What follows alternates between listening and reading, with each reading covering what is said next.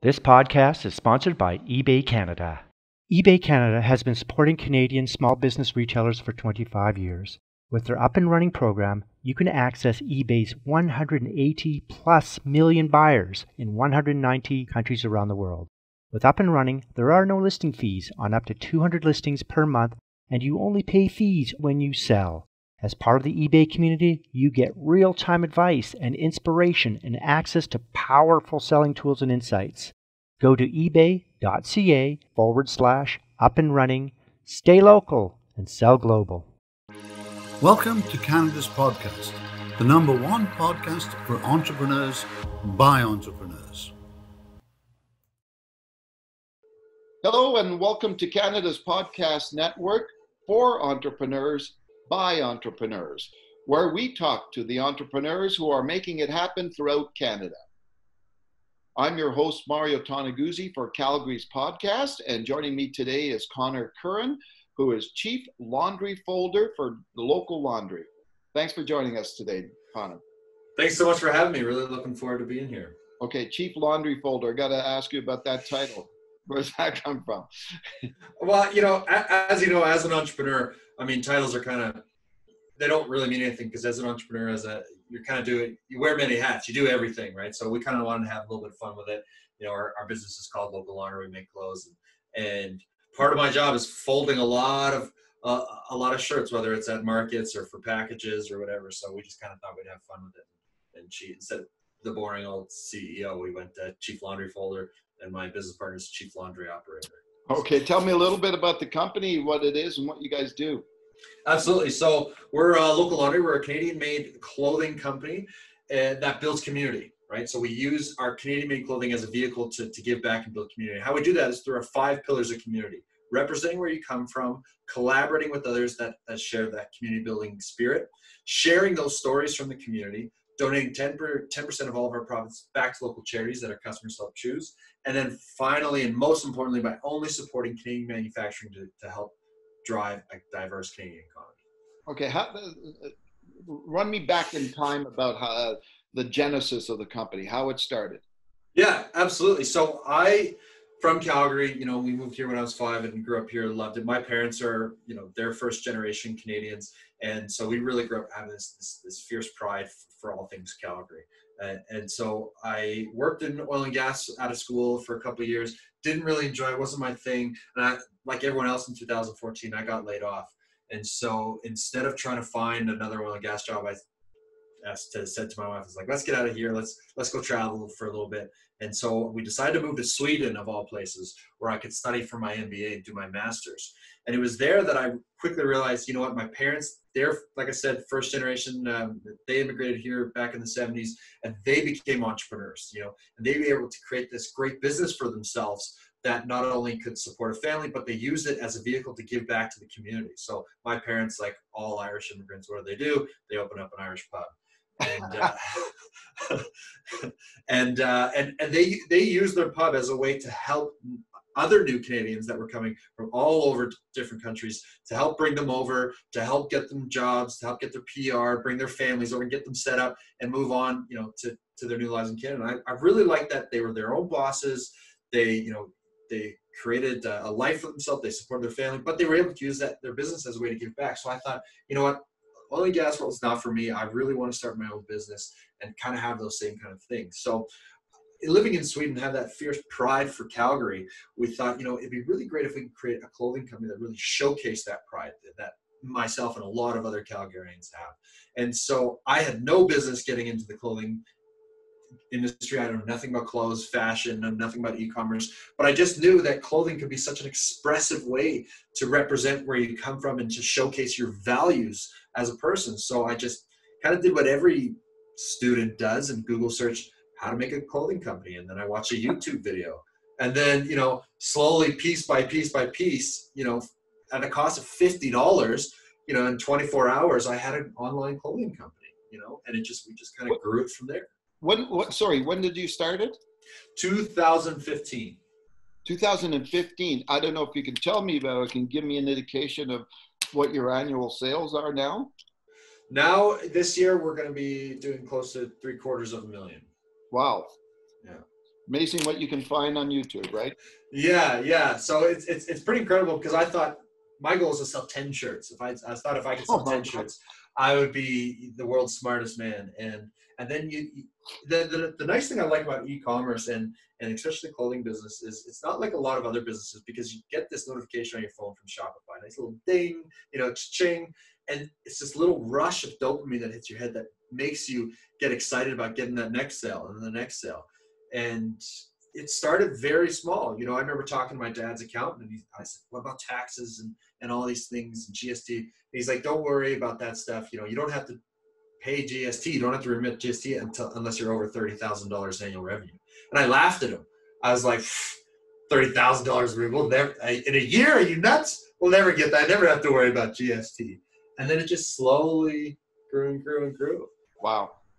Before I forget, what was the name of your parents' pub? It's called the James Joyce Irish Pub, right downtown on Oh my Lord, I've been there many times.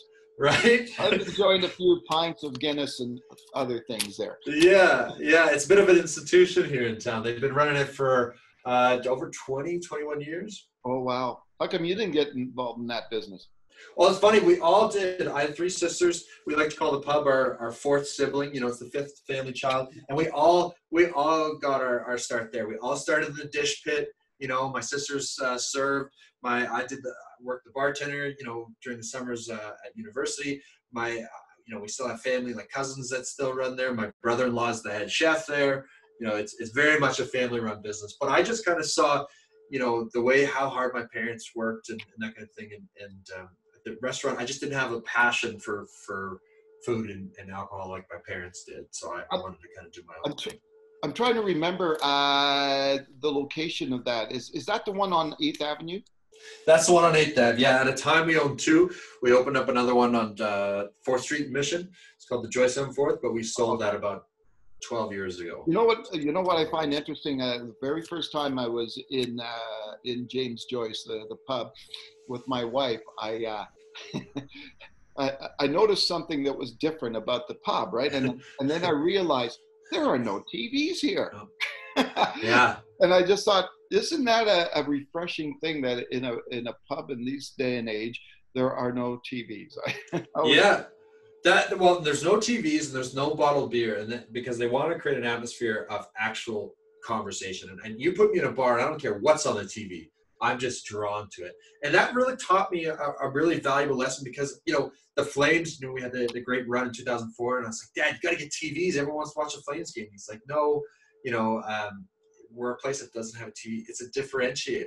Yeah. I didn't understand that, at the time, but now as a business owner, you have to have those differentiators. If every bar has TVs and you just throw TVs, then you're just like every other bar. But if everyone has TVs and you don't, now your bar is different, right? And I kind of took that into my business, and I'll give you a great example.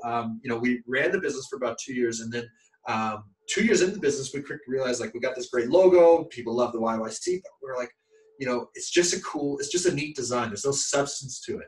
So we actually made the conscious decision to actually switch our entire manufacturing over to Canadian manufacturers exclusively. And this was nuts at the time because Canadian manufacturing was twice the price, right? And you would have to charge almost twice the price, retail value. And people are saying, "Connor, you're nuts. No one wants to pay $80, $90 a sweater." And we just really believe. I said, "Look, no one else is doing this. Everyone's getting their clothing from Pakistan, India, China. If we can go make the switch to Canadian made, now we're not competing with everyone else, right? We're playing our own game." And that was the greatest decision ever. And I really attribute that to my parents because everyone was probably saying, "You got to get TVs, Flames games, you got to get," and they said, "No." Now they're the only pub with no TVs. There's no one else that can compete with them on that right? No, great. Speaking of the Flames, did I see correctly somewhere that you have some sort of a partnership with them right now? Yeah, absolutely. So that goes back to one of our big pillars is collaborating with other community builders that share those common values. And so we've been reaching out to the Flames for ages, trying to come up with a good partnership. And finally, it was through the Calgary Flames Foundation, right? They do some amazing work. They've committed over $8 million to various charities across the city since the start of COVID. Yeah. And so they kind of pushed and said, our hashtag is United by Community. You guys are all about community. We'd love to kind of come up with a partnership. So we did, and we got this great shirt that says community with the retro flaming sea. And $15 from every t-shirt sale that we do goes right back to the Calgary Flames Foundation in order for them to continue to doing their great work. And it's just a fantastic partnership. And when you have two organizations that kind of share those same values of wanting to give back, community building, there's only good things that can happen. It's, instead of working in our different, little silos, it's, why can't we help each other out? Let's see how we can help each other grow, because we ultimately all want the same thing. This podcast is sponsored by eBay Canada. eBay Canada is powering Canadian small businesses. Go to ebay.ca/up and running to open your new global e-commerce business. Well, I just want to touch a little further on this community aspect of your business. Why is that important to you? Why is it important to build relationships in the community and support the community and by giving back? Yeah, it's a really great question. I actually studied this in my master's thesis, my undergrad thesis. I actually started to look at corporate social responsibility and how it affects businesses. Oh. And in this day and age, you just cannot. Businesses do not act in a bubble. Businesses are a vital stakeholder in the community. They're an integral part of the community, and you can't just be making money and profit for money and profit's sake. You have to be able to kind of give back, because people deep down really want to support something that gives back. If we had two widgets, two companies selling the exact same widgets, and two companies that at the same price, the widgets were exactly the same, but one gave a portion back to the community, or one held fundraisers, that kind of thing, people would support that widget company that gave back. So I actually did statistical analysis on this in my undergrad thesis, that companies, it's actually good for business to give back. And it just makes sense, because I saw growing up how my parents were able to give back and the impact that it had on these people. And for me, and maybe this is a millennial thing, maybe this is a young generation thing, but people want to lead fulfilled lives, and you can't do that by just making a bunch of money. You have to be able to give back, right? And be part of something bigger. And that has been one of the most valuable things about starting this whole business. If the whole thing were to go under tomorrow, just the people that we've met, that we've helped, that we've worked with. And it's not, we really want to be the thought leader that just because you're a small business doesn't mean you can't make a big difference. It's not all about writing $1 million checks, right? Yeah. You can give back and build community in your own unique way, whether it's volunteering, organizing a fundraiser, even just simple things like sharing the story of a cause, retweeting a local charity's mission or plea for help. Like, there's lots of different ways you can give back. And to us, it just means everything to have a company that just stands for something that has values. Well, in a day and age where a lot of corporations and companies, are completely morally depleted, it would seem. So we just kind of want to be that small voice that to maybe help inspire other people to kind of give back and say, look, it's not that hard. We all want the same thing. Why not? Yeah, thanks for that explanation, because I've always felt and thought, even from an anecdotal perspective, that the companies that really do well are the ones that are really entrenched in community. I think of places like Spolumbos, right? And how they have grown as a business tremendously simply because of that community connection. So thanks for mentioning that. Oh, no, my pleasure. I really do think it's so important. And I think it's up to the consumer to support those businesses, right? Yeah. Because it's important for people like yourself to support Spolumbos rather than going to Subway or something.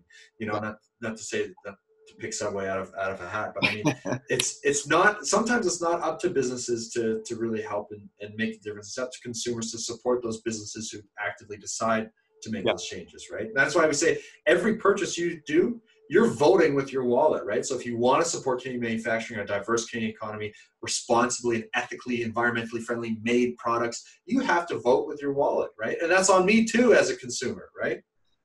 True. So what's your vision for the company as you look forward and into the future? Great question. We really want to bring Canadian manufacturing back to this country. We want to be the heralds of the importance of Canadian manufacturing, the economic benefits, the environmental benefits.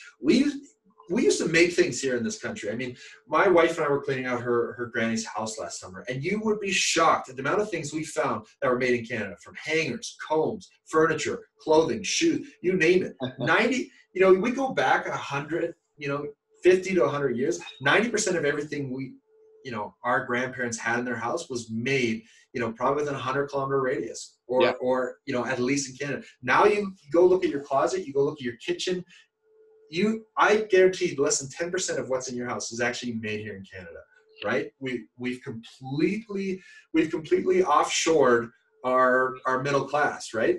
And I think there's a growing gap between the has and the has-nots. And I think we really want to be heralds of Canadian manufacturing, saying, look at all the goods. And yes, it all comes down to price, because we as consumers have been trained that we want more value for less and less and less and less. And we love the rush of getting a good deal and buying things for cheap. We now have been trained to buy a t-shirt for pennies on the dollar, right?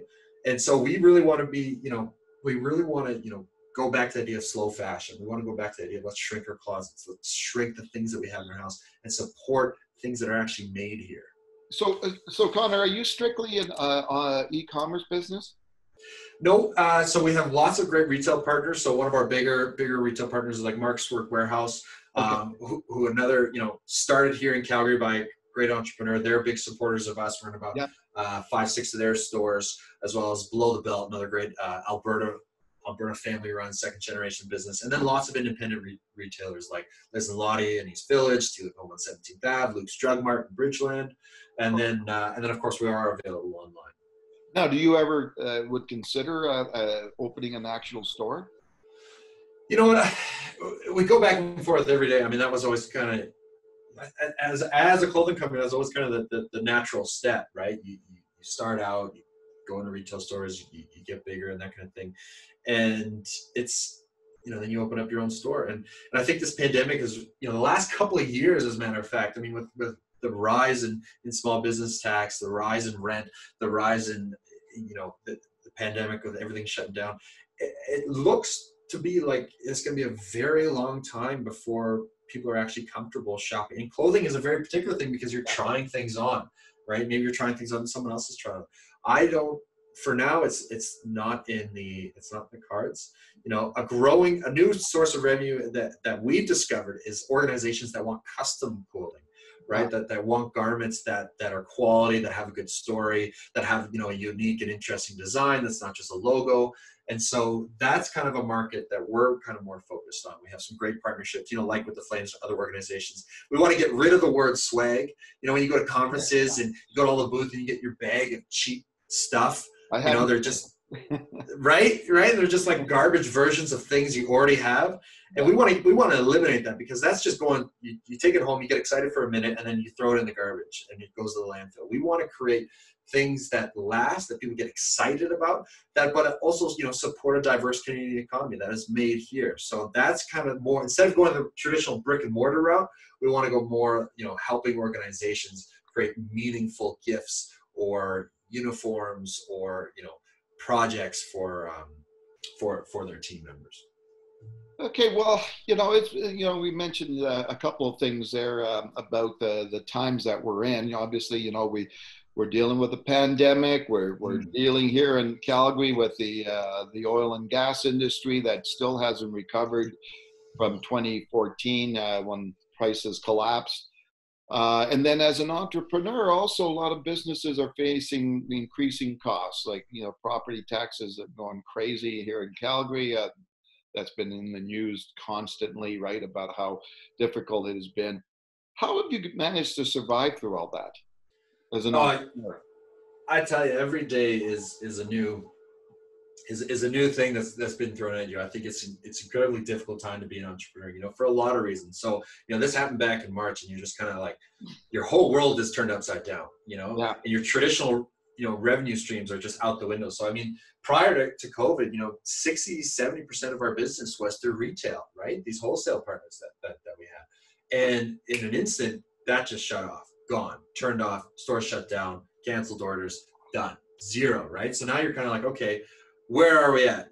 Luckily we've always, like I said, we don't have a ton of investment. We have zero investment. We have no no long-term debt. I started the company with $50, and the company's always kind of been self-sufficient. So luckily, we were in a good position.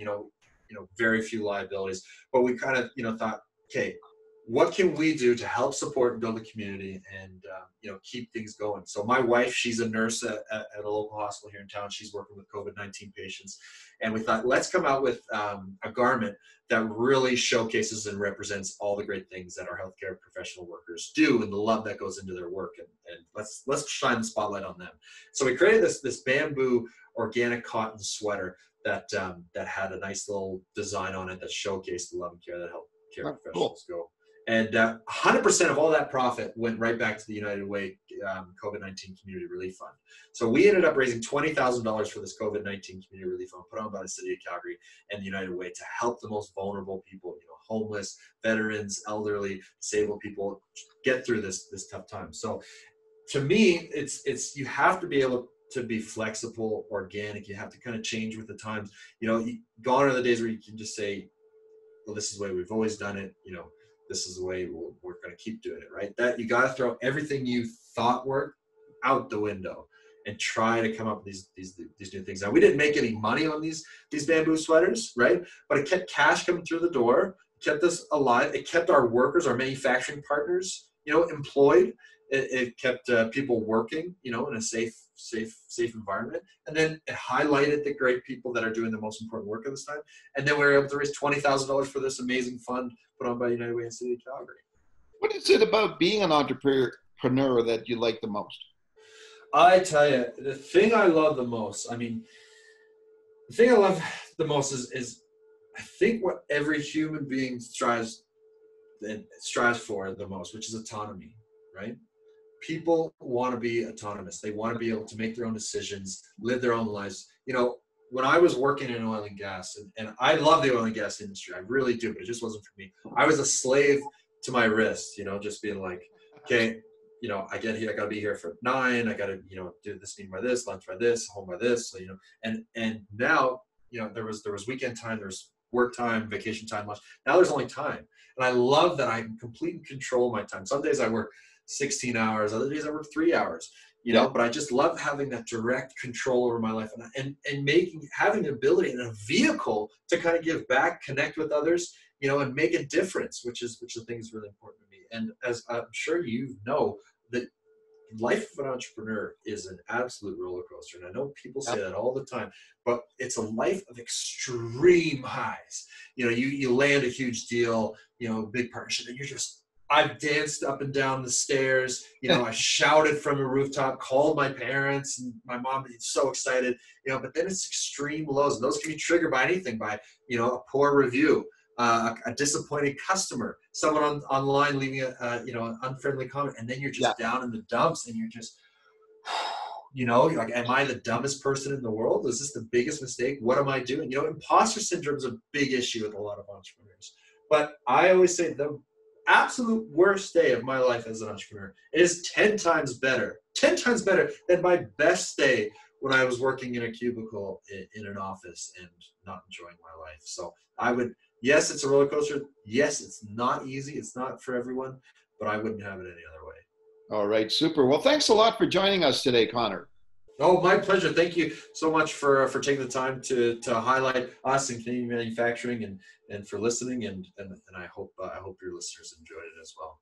Okay, great. That was Connor Curran, who is Chief Laundry Folder for Local Laundry. This has been Calgary's podcast. I'm your host, Mario Tonaguzzi. Thanks for joining us today. And be sure you follow us on Instagram, Facebook, Twitter, LinkedIn, and YouTube.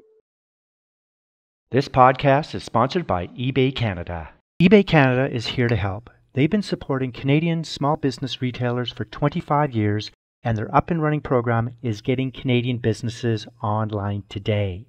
Visit ebay.ca/up